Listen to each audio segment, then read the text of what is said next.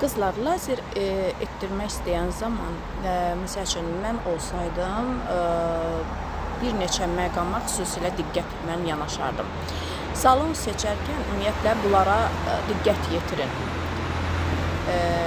İlk növbədə prosedura başlamamışdan əvvəl konsultasiya. Əgər mütəxəssis sizdən sorğu-sual eləmirsə, sizin sağlamlıq vəziyyətinizlə bağlı maraqlanmırsa, hormonal faktorlarınız varmı, qalxana bənzər vəzlə bağlı problemləriniz varmı,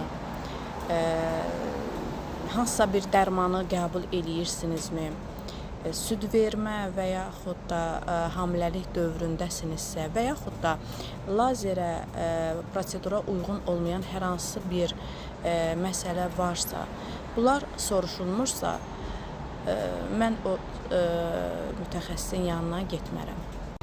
İkincisi, ən önəmlisi gigiyena.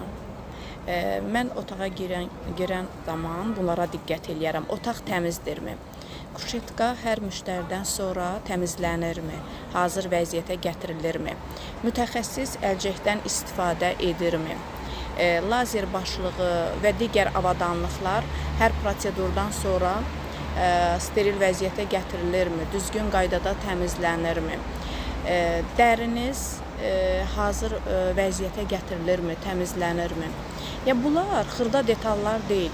Bunlar əslində olduqca sağlamlığınız üçün lazımi olan məqamlardır. Və üçüncü məqam lazerdən sonraki qulluq.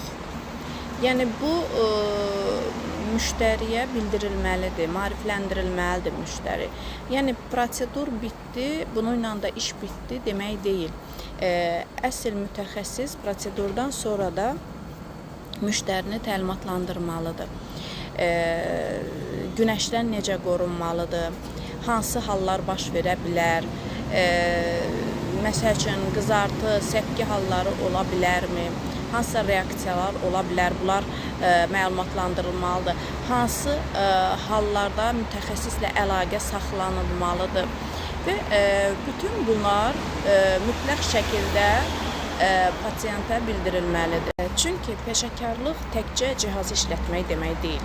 Peşəkarlıq prosedurdan əvvəl də, sonra da pasiyenti qorumaqdır. Özünüzə yaxşı baxın.